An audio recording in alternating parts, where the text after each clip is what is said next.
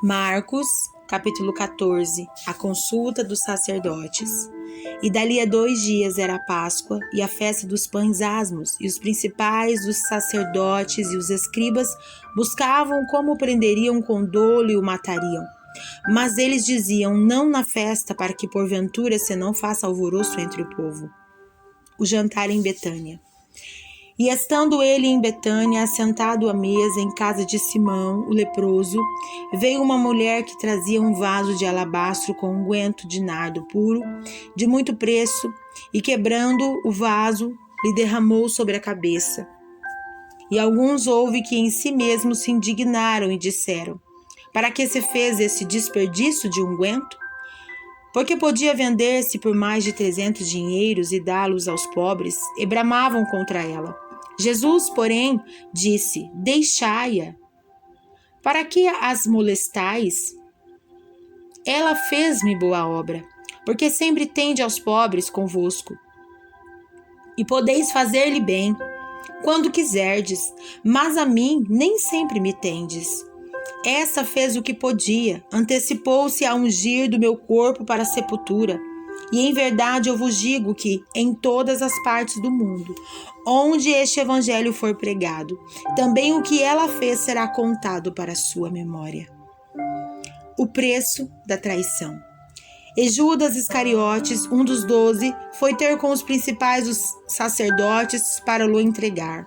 E eles, ouvindo, alegraram-se e prometeram dar-lhe dinheiro, e buscava como entregaria em ocasião oportuna. A última Páscoa, a Santa Ceia.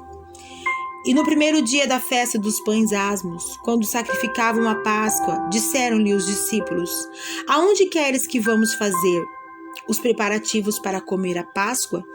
E enviou 2 dos seus discípulos e disse-lhes: ide à cidade, e um homem que leva um cântaro de água vos encontrará. Segui-o, e onde quer que entrar, dizei ao senhor da casa: o mestre diz, onde está o aposento em que hei de comer a Páscoa com os meus discípulos? E ele vos mostrará um grande cenáculo mobiliado e preparado. Preparai-a ali. E saindo aos seus discípulos foram à cidade e acharam como lhes tinha dito, prepararam a Páscoa. E chegada a tarde foi com os 12. E quando estavam assentados a comer, disse-lhe Jesus: em verdade vos digo que um de vós que comigo come há de me trair. E eles começaram a entristecer-se e a dizer-lhe um após o outro: porventura sou eu, Senhor? E o outro: porventura sou eu, Senhor?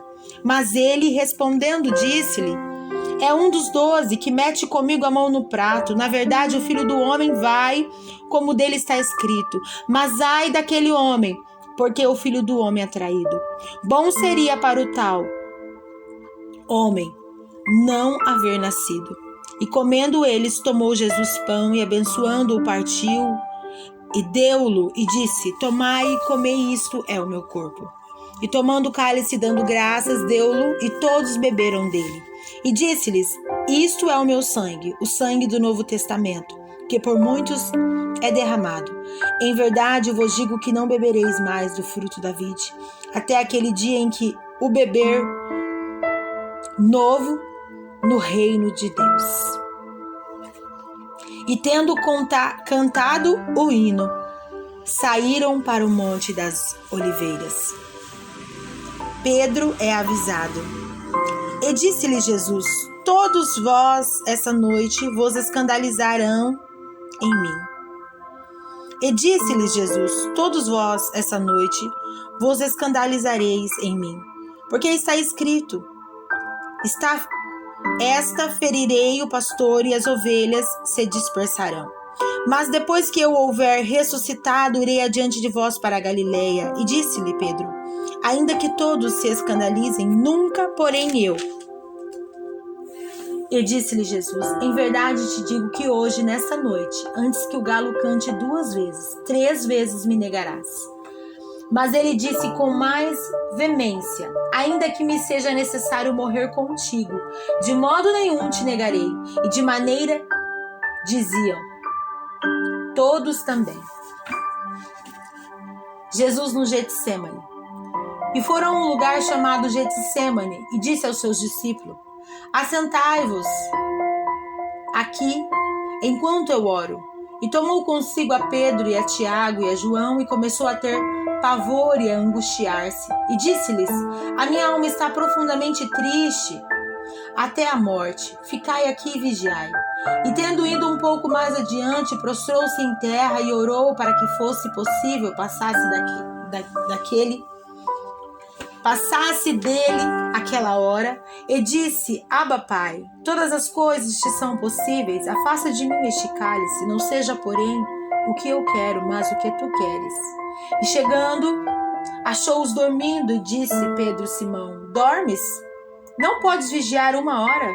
Vigiai e orai para que não entreis em tentação. O espírito, na verdade, está pronto, mas a carne é fraca. E foi outra vez e orou, dizendo as mesmas palavras. E voltando-os, achou outra vez dormindo, porque os seus olhos estavam carregados e não sabiam o que responder-lhe. E voltou a 3ª vez e disse-lhes: dorme agora e descansai. Basta, é chegada a hora. Eis que o Filho do Homem vai ser entregue nas mãos dos pecadores. Levantai-vos, vamos, eis que está perto que me trai. Jesus é preso.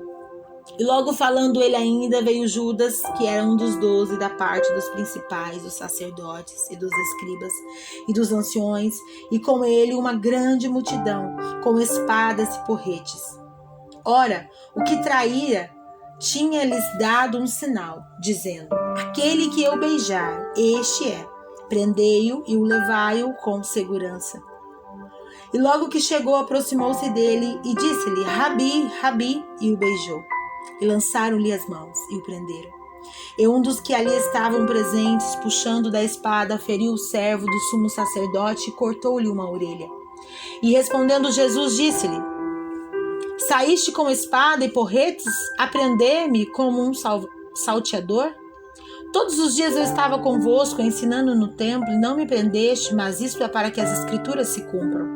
Então, deixando todos, fugiram. E um jovem o seguia, envolto em um lençol, sobre o corpo nu. E lançaram-lhe as mãos. Mas ele, largando o lençol, fugiu nu.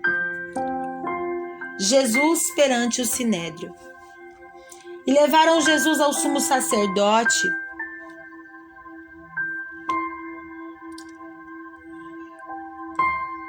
E ajuntaram-se todos os principais, os sacerdotes, os anciões, os escribas, e Pedro o seguiu de longe até dentro do pátio. Do sumo sacerdote estava sentado com os servidores, aquentando-se ao lume, e os principais dos sacerdotes e todo o concílio buscavam algum testemunho contra Jesus para o matar, e não o achavam, porque muitos testificavam falsamente contra ele. Mas os testemunhos não eram coerentes. E levantando-se alguns, testificavam falsamente contra ele, dizendo: nós ouvimos ele dizer: eu derribarei este templo, construído por mãos dos homens, e em 3 dias edificarei outro, não feito por mãos de homens. E nem assim o testemunho deles eram coerentes. E levantando-se o sumo sacerdote no sinédrio, perguntou a Jesus, dizendo: nada respondes? Que testificam estes contra ti? Mas ele calou-se e nada respondeu. O sumo sacerdote lhe tornou a perguntar e disse-lhes: és tu o Cristo, filho de Deus bendito? E Jesus lhe disse-lhe: eu sou. E vereis o Filho do Homem assentado à direita do Todo-Poderoso e vindo sobre as nuvens do céu. E o sumo sacerdote, rasgando as suas vestes, disse: para que necessitarmos de mais testemunhas? Vós ouvistes as blasfêmias que vos parece? E todos os consideravam culpado de morte, e alguns começavam a cuspir nele, e cobrir-lhe o rosto, e dar-lhe punhadas, e a dizer-lhe: profetiza, e os servidores davam-lhe bofetadas. Pedro nega Jesus. E estando Pedro embaixo do átrio, chegou uma das criadas do sumo sacerdote, vendo a Pedro que estava se aquentando, olhou para ele e disse: Tu também estavas com Jesus o Nazareno. Mas ele negou e dizendo: Não o conheço, nem sei o que dizeis. E saiu fora ao alpendre, e o galo cantou. E a criada, vendo outra vez, começou a dizer aos que estavam ali: Este é um dos tais. Mas ele o negou outra vez.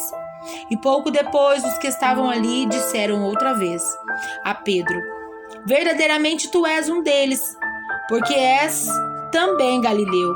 E ele começou a imprecar e a jurar: Não conheço este homem de quem falais. E o galo cantou a segunda vez. E Pedro lembrou-se da palavra que Jesus lhe tinha dito: Antes que o galo cante 2 vezes, 3 vezes me negarás tu. E retirando-se dali, chorou.